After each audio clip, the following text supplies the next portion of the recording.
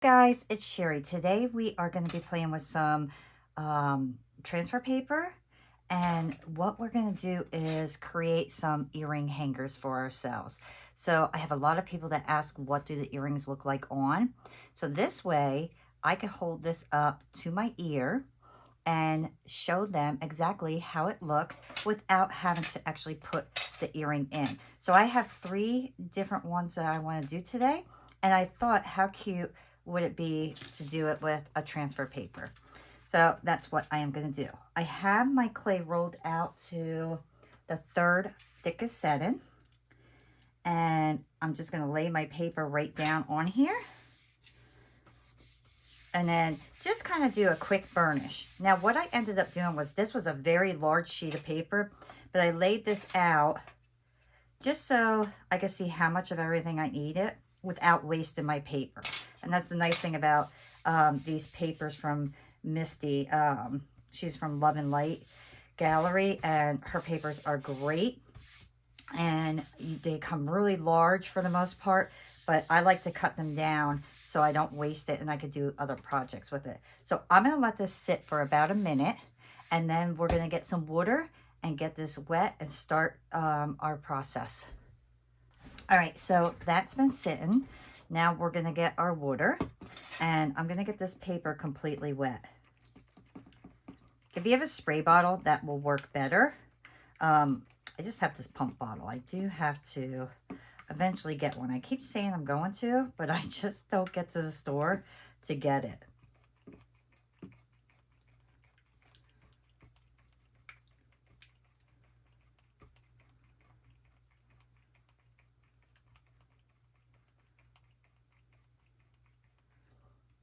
Okay, I'll let that sit for probably about 30 seconds. All right, next I'm going to get my blade. I'm going to put it upside down and very carefully put it on an angle and start pulling all that extra paper off. You see it just coming off? You see all that? So there's a lot of paper there. I like to do it this way instead of putting it under the sink, because I don't like putting paper down my sink. And I can see there's still a bunch of paper on here. So I'm going to get this wet one more time. And you'll know because it almost looks like it's fuzzy. And if it looks fuzzy, that means you still have paper on your clay. So re-wet it, and then just take your fingers and lightly go over it. You will immediately feel a difference between clay and paper. So if you still have paper on there, you're going to feel it. As soon as that paper comes off, you're immediately going to feel nothing but clay. So it's really that simple. Don't rub super hard.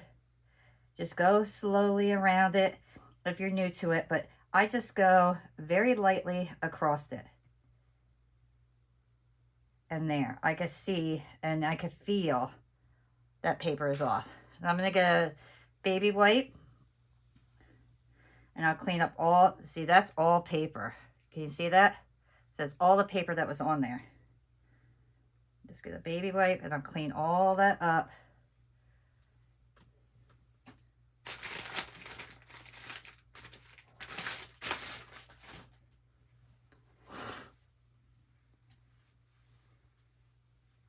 All I'm going to do is just do a gentle wipe just to get that extra water up and all that extra paper off to the side, because this has to dry before we start playing with it. So I'm going to give this a little bit to dry. It doesn't take overly long.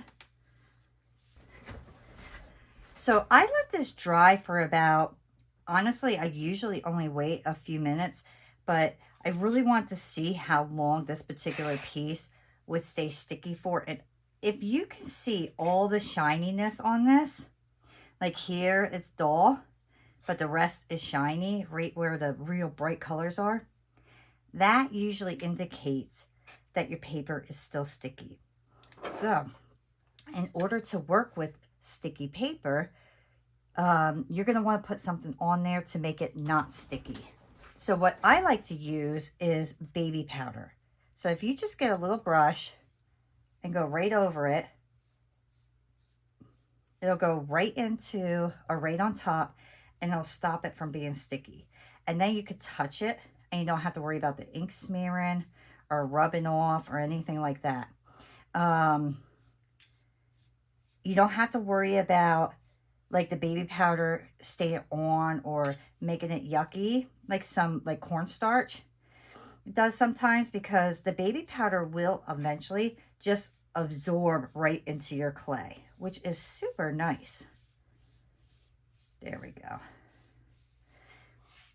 So now I know I could touch that, and I'm going to show you right here. So do you see that color? That, if I would have touched that, all that ink would have ended up in on my hand, and then I would have had fingerprints on that. So by using the brush and just going over it, very little comes off. And now we could work with it and not worry about any, what do you call it? We don't have to worry about anything getting ruined. So I'm just going to lay these out and make sure that I have the room that I need.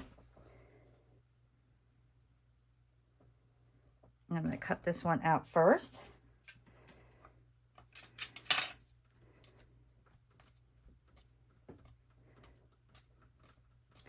I was so excited when I got these, because I just thought, I have so many people asking me to show what the earring looks like on the ear, but I usually only make one type of earring. So for me to put it on, I don't like doing that necessarily, because I don't want people thinking, well, you put that in your ear, blah, blah, blah, blah, blah. So this way, at least I know that my earrings are going to be nice and clean. Now, if I decide to keep them for myself, that's a different story. Let's go right here.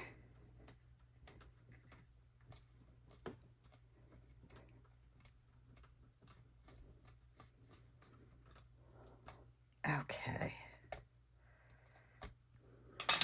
Now I still have a little bit of clay left here, so I'm just going to grab my cutters, like an earring cutter, and make some earrings, because I don't want to waste my paper. Let's grab some pretty butterflies. I'm going to try to get basically as much out of this as I can.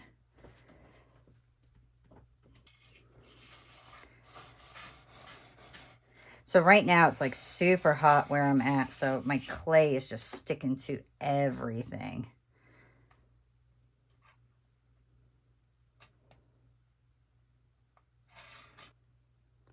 All of these will be used at a later date for other earrings or projects.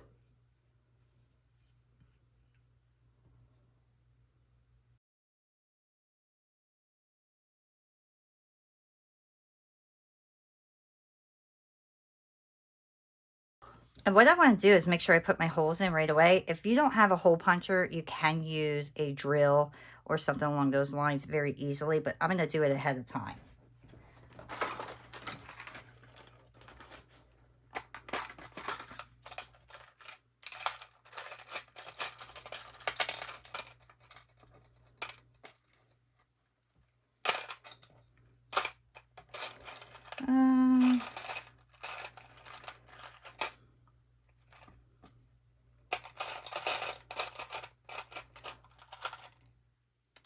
Let's do that one.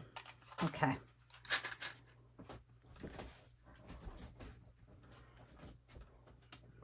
Okay, so what I want to do is put a hole right in the middle of this one, because I know that's where I would hold it up to my ear. I'm assuming, you know what, let's just do both sides, because this way if we decide we want to use the other side, we can. Just to do something a little bit different. So that's what I'm going to do. Because what if I decide, well, I want this because I don't want that showing or something like that. And, or what if we have a bigger earring or something? So it'll work out. All right, so now I'm going to place these in the oven, 275. I'm going to bake them for about 45 minutes total, because I'm going to let my oven warm up, and then everything will cool down while it's still in the toaster oven. All right, my pieces are out of the oven. They're cooled off. I did a quick sand job on each one of them. You can see the back is kind of rough, and because I used scrap clay. So what I did was, or what I decided to do, was use my acrylic marker. So this one, I'm going to do purple, and I'm going to do the sides, and then I'm going to do the back. But then I'm going to show you another way of finishing it off the back to make it look really pretty. I was waiting for these to finish up. I was thinking, how nice would it be if you did like a theme one, like every season. So you could do like winter ones, you could do Valentine ones. I mean, there's so many things you could do, and I think I'm going to attempt to do that, because I think that's going to be super cute. All right, and then I'm just going to take my little acrylic paint marker, go right over,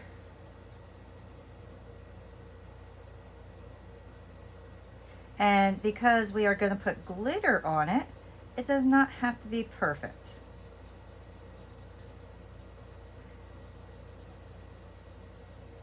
There we go. Quick, easy. And now I have a little cup here, and it has blue and pink, because I did this one pink, and then I did this one blue. But look how beautiful these look, guys. I mean, how fun are these? These are going to be great to be able to show my earrings off. I'm like super excited about these. I think they're just going to be really, really nice and unique. But I have all the glitter. I used the same container for, well, I'm going to be using the same container for all three of them. And I'm just going to put a little bit of resin in there. And this time I'm going to put gold.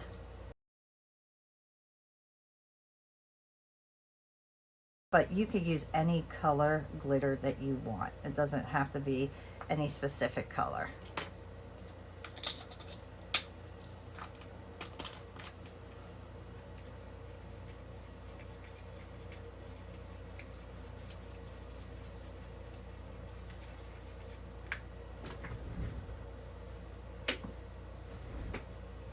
All right. Once you mix it all up, I'm going to put a little bit, actually just a tiny bit more in there.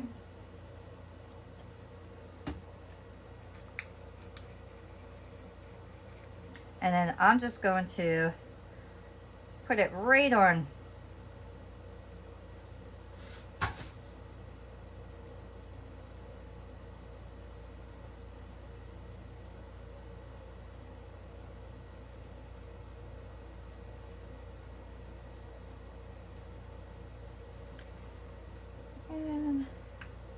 And just spread it.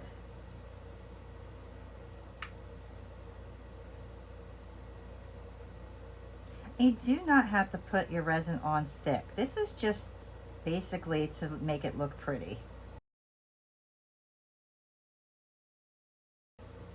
Now I'll put this under my UV light, and I'll let this cure for probably about 5 minutes total. But before I do that, I want to make sure I have no bubbles in here. So I'll run my lighter right over, and I put that under my light. And the last thing that I want to do is I want to put some of my glaze on top of this to make sure that this area is protected. I do not want this glossy. And the reason I don't want it glossy is when you take photos of your earrings, sometimes when you have like resin like this, that'll be like a glare on your camera. So I want one that it doesn't matter if there's a glare, and one that it does matter if there's a glare. So this way I have options between my pieces. So what I'm going to use is Bright Tone. This is my matte.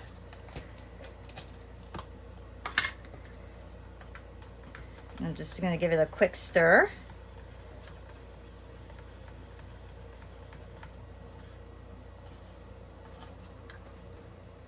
And then I'll just do a quick little thing on it. And it's shiny right now because it's wet, but once it dries, it'll have a nice, beautiful matte look to it. All right, so here it is, guys. And look how great these came out. I think the glitter looks fabulous on the back of them.